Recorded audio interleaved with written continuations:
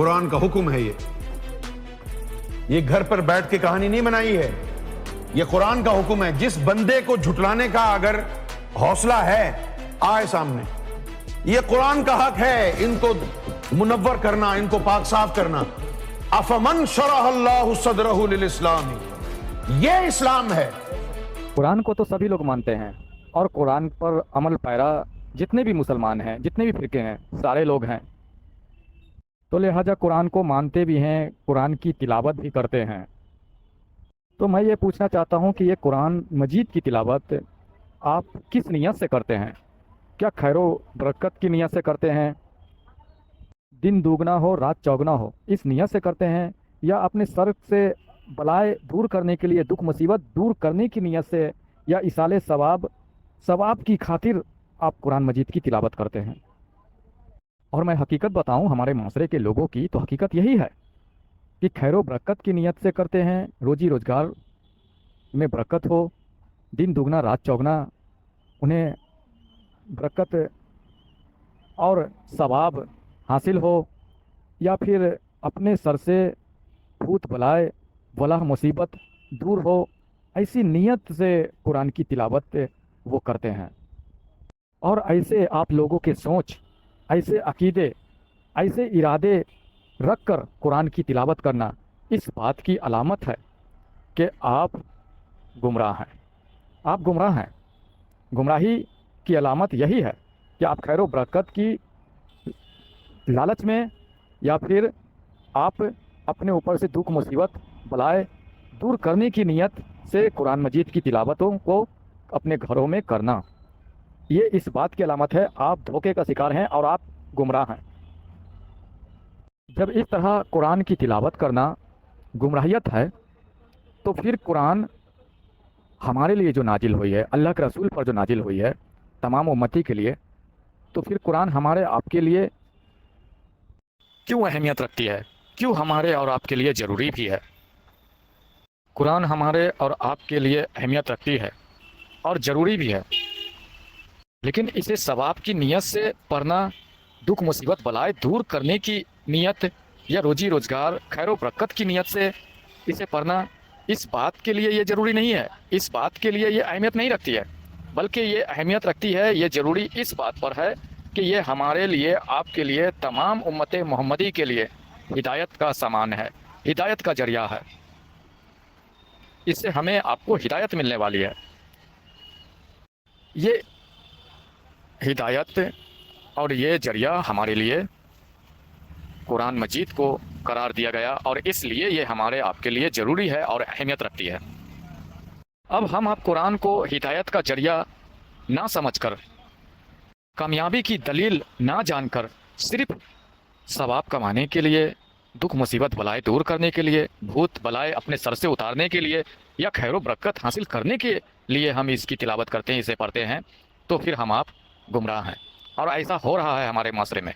اگر ایسا کر رہے ہیں، اس ارادے سے پڑھتے ہیں، تو پھر ایسے لوگ گمراہ ہیں، بھٹکے ہوئے ہیں۔ ارے قرآن کو سمجھنے کے لیے، قرآن کی حقیقت جاننے کے لیے، وہ ہمارے لیے ہدایت کا ذریعہ ہے، ہماری کامیابی کا ذریعہ ہے۔ یہ جاننے کے لیے آپ اللہ کے رسول صلی اللہ علیہ وسلم کی بیان پر غور کریں، ان کی حدیثوں پر غور کریں۔ آپ صلی اللہ علیہ وسلم نے فرمایا کہ میں تمہارے بیچ دو چیزیں چھوڑے جا رہا ہوں، ایک تو میرے اہل بیت، اور دوسری قرآن، اسے مضبوطی سے تھامے رکھنا، کبھی گمراہ تم نہیں ہوگے۔ گمراہ نہ ہوگے سے مراد کیا ہے؟ کہ تم ہدایت پر رہو گے۔ اگر اسے دو چیز کو تم اگر مضبوطی سے تھامے رکھتے ہو تو تم گمراہ نہیں ہوگے سے مراد ہے کہ تم ہدایت پر رہو گے۔ اللہ کے فرمان کے مطابق تمہارے قدم رہیں گے، تمہارے قدم اٹھیں گے تو اللہ کے فرمان کے مطابق اٹھیں گے، اللہ کے رسول کے فرمان کے مطابق اٹھیں گے، یہ ہے ہدایت۔ اور جو قدم تمہارے اللہ اور اس کے رسول کے فرمان کے مطابق نہیں اٹھ رہے ہیں، اسے کہتے ہیں گمراہی۔ اب چاہے تم قرآن پکڑے رہو، دن رات تم اس کی تلاوت کرو، رمضان کے مہینے میں 30 دن تم قرآن کی تلاوت کرو، نماز پڑھو، پر اللہ اور اس کے رسول کے فرمان کے مطابق تمہارے قدم نہیں اٹھ رہے ہیں، تمہارے قدم نہیں گر رہے ہیں، تو تم گمراہ، اللہ اور اس کے رسول کے نزدیک تم گمراہ کہلائے، ہدایت پر تم نہیں ہو، اس بات کی یہ علامت ہے۔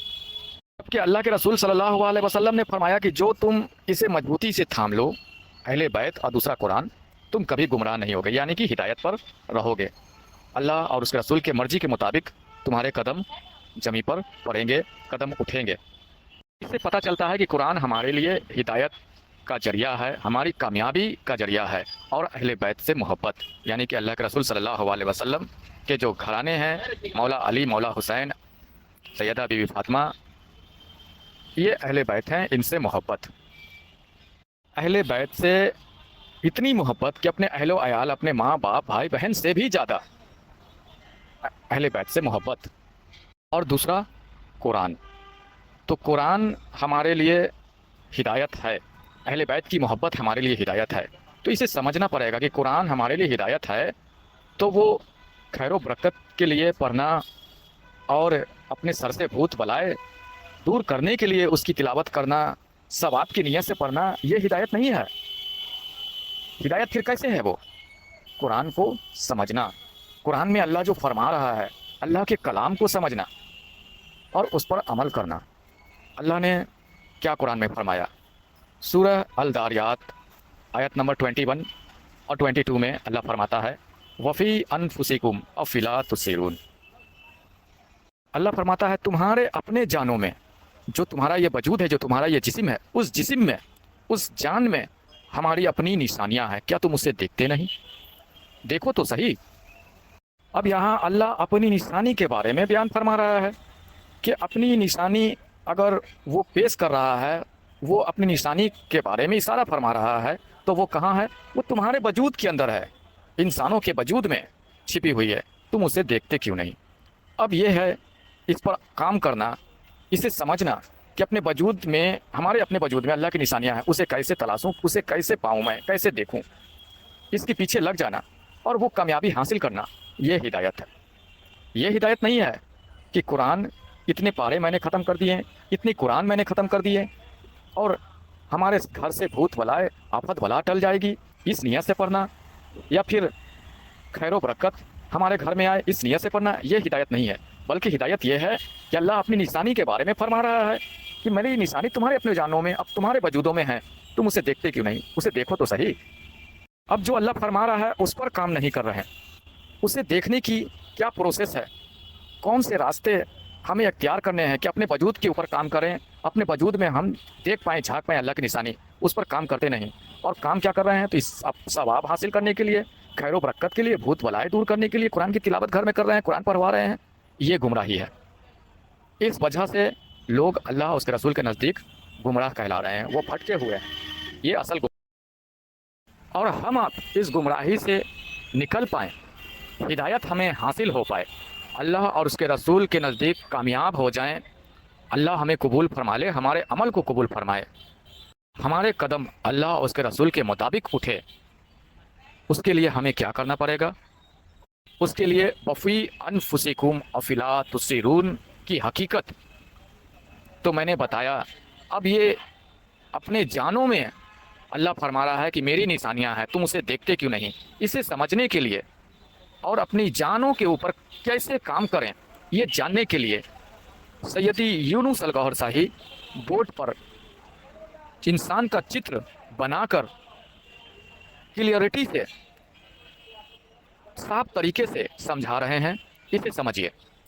اور پھر سیدی یونس الگوہر شاہی کو تسلیم کیجیے، ان کی تعلیم کو تسلیم کیجیے، سرکار گوہر شاہی کو تسلیم کیجیے، اور یہ راستہ حاصل کرنے کے لیے سرکار گوہر شاہی، سیدی یونس الگوہر شاہی کو اپنا لیں اور وہ تعلیم، وہ تربیت حاصل کرنا شروع کر دیں۔ تو ایک نظر دیکھتے ہیں سیدی یونس الگوہر شاہی بورڈ پر انسانی چتر بنا کر کس طرح سے سمجھا رہے ہیں وفی انفسکم افلا تبصرون کی تصریح، اس کی حقیقت، اور کس طرح سے اپنی جانوں پہ کام کیا جائے، اپنے جانوں کے اندر اللہ کی نشانی کو دیکھا جائے۔ تو آئیے دیکھتے ہیں سیدی یونس الگوہر شاہی کو، دیکھیں، سنیں اور سمجھیں۔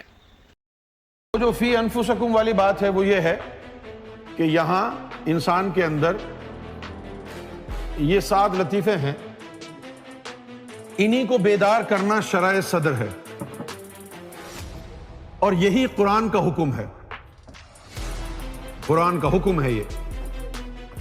یہ گھر پر بیٹھ کے کہانی نہیں بنائی ہے، یہ قرآن کا حکم ہے. جس بندے کو جھٹلانے کا اگر حوصلہ ہے آئے سامنے. یہ قرآن کا حق ہے ان کو منور کرنا، ان کو پاک صاف کرنا.